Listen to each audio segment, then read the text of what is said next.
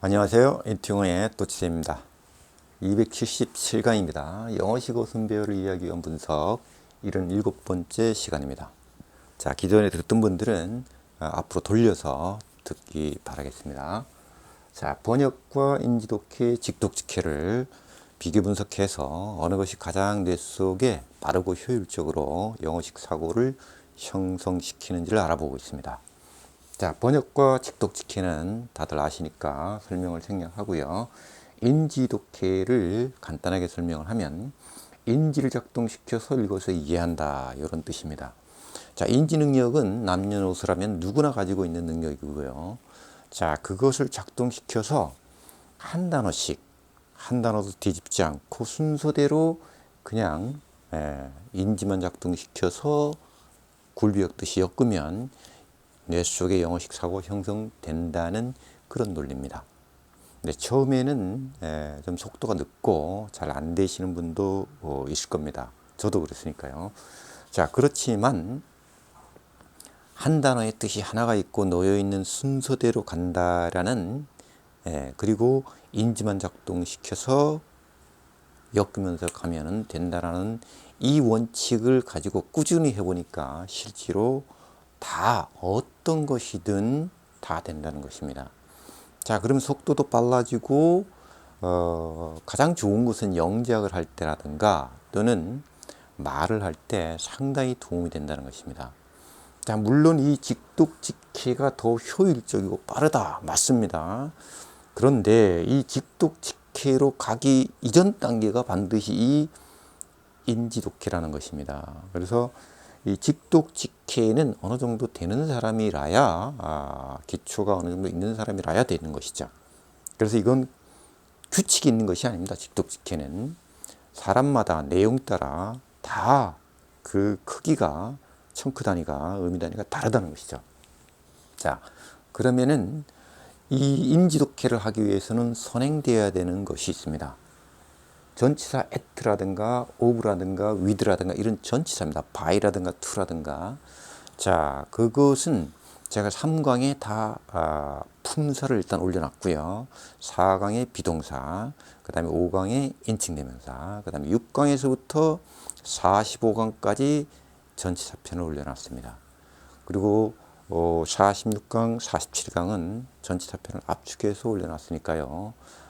안 보신 분들은 꼭 보시고 제 강의를 들어보시면 영어 공부하는데 도움을 많이 받을 것이라고 생각합니다. 자, 그러면 인지독해라는 것을 같이 한번 해보고요. 그 다음에 직독직해를 하고 마지막으로 번역은 참고로 한번 해보겠습니다. 자, 인지독해를 하고 나서 꼭 해야 되는 것이 되새김질을 꼭 해야 됩니다. 바로 그 되새김질을 하는 과정이 뇌 속의 영어식 사고를 형성시키는 겁니다. 그걸 하지 않으면 안 됩니다. 반드시 해야 됩니다. 그래서 우리말로 영어로 번갈아 가면서 자, 그러면은 같이 한번 해보도록 하겠습니다. 리딩부터 하죠. It is curious that many people who readily accept that their pets have mind share at the sort of a computer with the mind. 자, 이렇게 되어 있습니다. 자, 한 단어씩 일단 천천히 가보겠습니다. 그것은 지금 현재 있는데 큐리어스한 상태다. 하고 아주 호기심이 가는 상태다 이 말이죠. 그래서 it하고 is하고 동격, it하고 curious하고 동격 이렇게 가는 것입니다. 자, 그것이 뭐니? 그게 이 말이죠. 그게 그 호기심이 가는 것이다 라고 했는데 그게 많은 사람들 누구냐면 쉽게 받아들이는 사람이죠. 대트를 받아들이는 겁니다. 대트가 뭐냐? 그들의 애완동물들이 가지고 있다 마음을 이렇게 S가 붙는 이유는 구체화시켰다는 뜻입니다. 마음을 가지고 있다라고 이렇게 쉽게 받아들이는 사람들은 치를 떨어서 자극과 반응을 한다 이 말이죠. 그 생각, 어떤 생각이냐? 관련된 것은 한 컴퓨터가 가지고 있다는 거죠. 함께 하고 있다는 거죠. 어떤 마음을 가지고 있다라는 거에 치를 뜬다는 것이죠. 자, 여기서 처음 하시는 분들은 저건 누가 못해? 할 수 있지만 뭔 말인지 하나도 모르겠어. 자, 그것은 인지를 작동을 안 시키고 그냥 했다는 뜻입니다. 그렇게 하면 안 되고 인지를 반드시 작동시키라는 것이죠. 자, 그러면 어떤 현상이 일어나느냐, 내 속에는 되새김질을 할 수 있는 능력이 생긴다는 것입니다. 자, 틀리든 맞든 빼먹든 같이 저하고 한번 해보는 겁니다. 자, 그것은 있는데 호기심이 생긴다. 호기심이 있는 것이다. 그건 이 말이죠. 많은 사람들이 누구냐? 쉽게 받아들이는 사람. Z를 자기들의 애완동물들이 가지고 있다 마음을. 이런 많은 사람들이 쉽게 받아들이는 사람들은 치를 떨어서 작업과 반응을 한다. 그 생각. 관련된 것은 한 컴퓨터가 함께 한다고. 한 어떤 마음을. 자, 맞았는지 틀렸는지 모르겠지만 그대로 해봤습니다. 이걸 다시 또 영어로 해보는 것입니다. 모르면 봐도 됩니다. 자, it is curious that many people who readily accept that their pets have minds shudder at the thought of a computer with a mind. 자, 어떻습니까? 그대로 이렇게 우리말과 영어를 번갈아 가면서 이렇게 자꾸 하면 신기하게 내 속에 영어식 사고 형성이 된다는 것입니다. 네. 그러면 빨라지고 쉽게 되면 자연스럽게 집독지키로 넘어갑니다. 넘어가지 말라고 해도 넘어갑니다. 네. 그러면 이제 집독지키를 해본다면, 자, 데트이아는 상당히 궁금하고 호기심이 있는 거다.